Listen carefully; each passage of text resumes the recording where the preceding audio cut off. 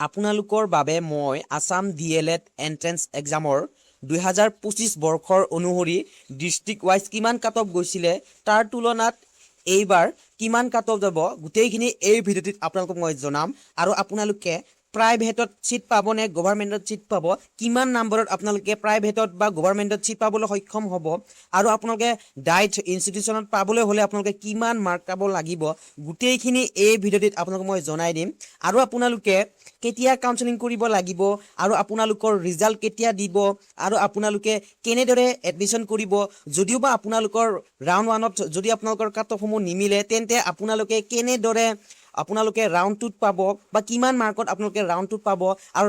round 3টো পাব আপোনালোকে নতুবা যদিহে আপোনালোকৰ মেৰিট লিষ্টত নাম নাহে তেনেহ'লে আপোনালোকে স্পট এডমিশন কেনেকৈ কৰিব গোটেইখিনি এই ভিডিঅ'টিত আপোনালোকক মই জনাই দিম পোনপ্ৰথমতে আপোনাক মই জনাই দিছোঁ কাট অফটো বৰপেটা ডিষ্ট্ৰিক্টত পোনপ্ৰথমতে মই বৰপেটা ডিষ্ট্ৰিক্টটো লৈছোঁ আপোনালোকে এইটো চাব পাৰে বৰপেটা ডিষ্ট্ৰিক্টত ইয়াতে মই আপোনালোকক জনাই দিছোঁ সায়েন্স আৰ্টছ দুই ধৰণৰ থাকিব দুইটাটো কাট অফটো বেলেগ বেলেগ হ'ব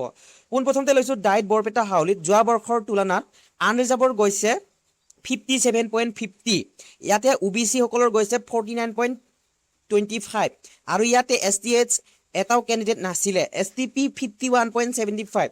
SC 48.25 PWD তেওঁলোকৰ 43.25 EWS ৰ 49.75 কাৰ্বি বুডুৰ এটাও নাছিলে এতিয়া আৰ্টছৰ আনৰিজাৰ্ভৰ 51 আৰু OBC সকলৰ 42 STH ৰ নাছিলে STP 40.50 SC 47.25 PWD 17.75 EWS 43 আৰু কাৰ্বি বুডু ইয়াতো নাছিলে নৰ্মাল স্কুল হাউলিত গৈছিলে বৰপেটাৰে হয় 70 আপোনালোকৰ সায়েন্সৰ আনৰিজাৰ্ভ হয় ঠিক আছে 57 আৰু ইয়াতে আপোনালোকৰ OBC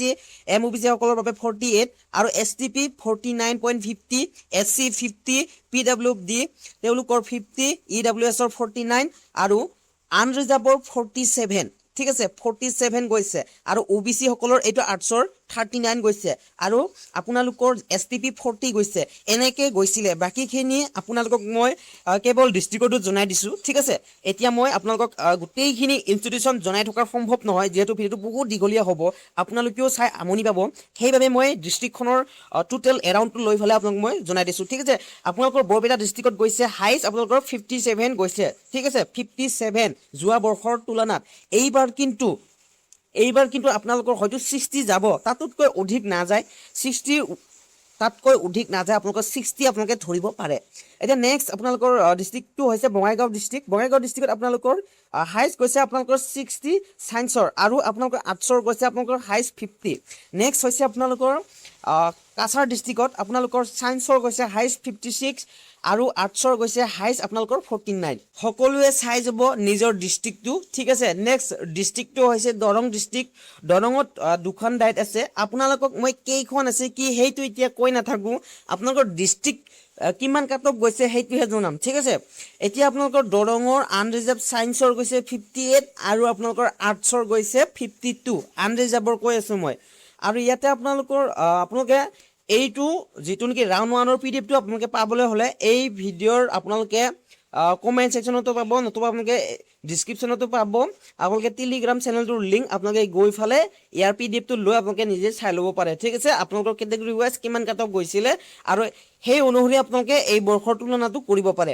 আপোনালোকৰ ধেমাজি ডিস্ট্ৰিক্টত গৈছিলে আনৰিজাৰ্ভৰ সায়েন্সৰ 57 আৰু আপোনালোকৰ আৰ্টছৰ গৈছিলে আনৰিজাৰ্ভৰ 47 নেক্সট ডিস্ট্ৰিক্টখন হৈছে ধুবুৰী ডিস্ট্ৰিক্টৰ গৈছে আপোনালোকৰ সায়েন্সৰ গৈছে 54 আৰু আৰ্টছৰ গৈছে 47 নেক্সট ডিস্ট্ৰিক্টখন হৈছে ডিব্ৰুগড় ডিস্ট্ৰিক্ট সায়েন্সৰ গৈছে আপোনালোকৰ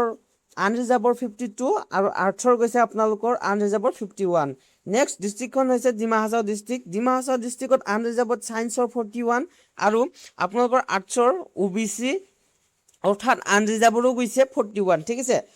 নেক্সট হৈছে গোৱালপাৰা ডিস্ট্ৰিক্টত সায়েন্সৰ 48 আৰু আৰ্টছৰ আপোনালোকৰ 41 নেক্সট হৈছে আপোনালোকৰ গোলাঘাট ডিস্ট্ৰিক্টৰ সায়েন্সৰ 55 আৰু আপোনালোকৰ আৰ্টছৰ 51 নেক্সট কৈছে আপোনালোকৰ হাইলাকান্দি 62 সায়েন্স আৰু আৰ্টছৰ আপোনালোকৰ 52 নেক্সট ডিস্ট্ৰিক্টখন হৈছে তিনিচুকীয়াৰ আনৰিজাৰ্ভৰ 51 আৰু আৰ্টছৰ 50 নেক্সট ডিষ্ট্ৰিক্টখন হৈছে যোৰহাট ডিষ্ট্ৰিক্ট যোৰহাট ডিষ্ট্ৰিক্টত ছায়েন্সৰ 60 আৰু আৰ্টছৰ 56 নেক্সট ডিষ্ট্ৰিক্টখন হৈছে মাজুলী ডিষ্ট্ৰিক্ট মাজুলী ডিষ্ট্ৰিক্টৰ আনৰিজাৰ্ভ ছায়েন্সৰ 57 আৰু আৰ্টছৰ 53 নেক্সট ডিষ্ট্ৰিক্টখন হৈছে কামৰূপ ডিষ্ট্ৰিক্টত আপোনালোকৰ ছায়েন্সৰ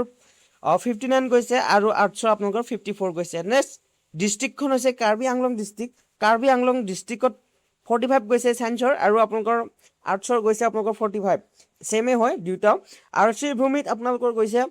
ছায়েন্সৰ 52 আৰু আপোনালোকৰ আৰ্টছৰ 49 গৈছে নেক্সট ডিষ্ট্ৰিক্টখন হৈছে কোকৰাঝাৰ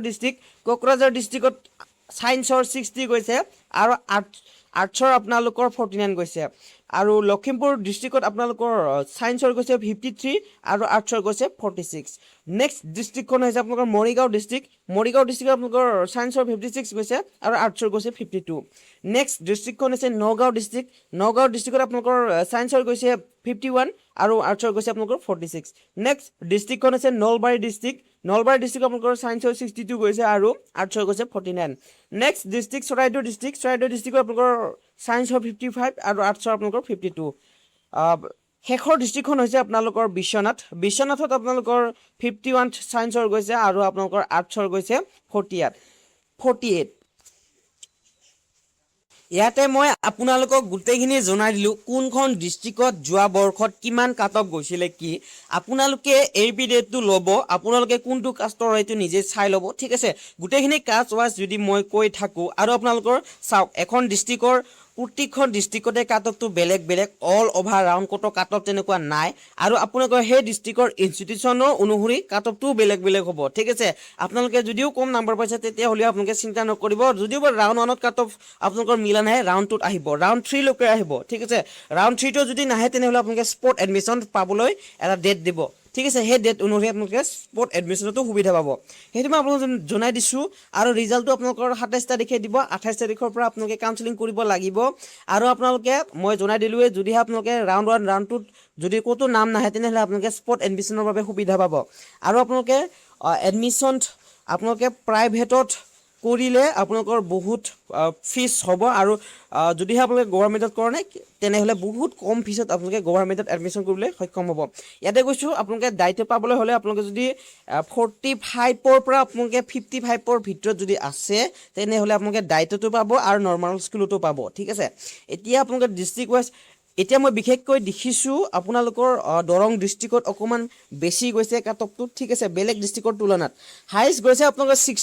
60ৰ ওপৰত ক'তো যোৱা নাই 60 গৈছে আপোনালোকে সেইখিনি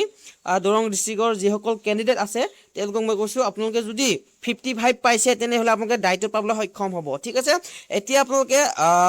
যদিহে এই ভিডিঅ'টো ভাল পাইছে তেনেহ'লে লাইক কমেণ্ট শ্বেয়াৰ কৰিবলৈ একেবাৰে নাপাহৰিব আৰু এই চেনেলটোত যদি পোনপ্ৰথমবাৰ আহিছে তেনেহ'লে ছাবস্ক্ৰাইব কৰিবলৈ একেবাৰে নাপাহৰিব কাৰণ মই ৰাউণ্ড 2 আৰু ৰাউণ্ড 3 কাট অফ লৈ আহিম আৰু লাষ্ট আপোনালোকৰ বাবে মই ৰিজাল্ট আৰু এডমিশ্যন ডকুমেণ্ট গোটেইখিনি প্ৰচেছ এই চেনেলটোত মই আপোনালোকক ষ্টেপ বাই ষ্টেপ ভিডিঅ' দি থাকিম আপোনালোকে গোটেইখিনি চাব পাৰিব এই চেনেলটো আপোনালোকে ছাবস্ক্ৰাইব কৰি থ'ব আপোনালোকে জনাওক কমেণ্ট ছেকশ্যনত আপোনালোকে কোনখন ডিষ্ট্ৰিক্টৰ আৰু কিমান আপোনালোকে পাইছে সেইটো আপোনালোকে মোক জনাওক কমেণ্ট ছেকশ্যনত ধন্যবাদ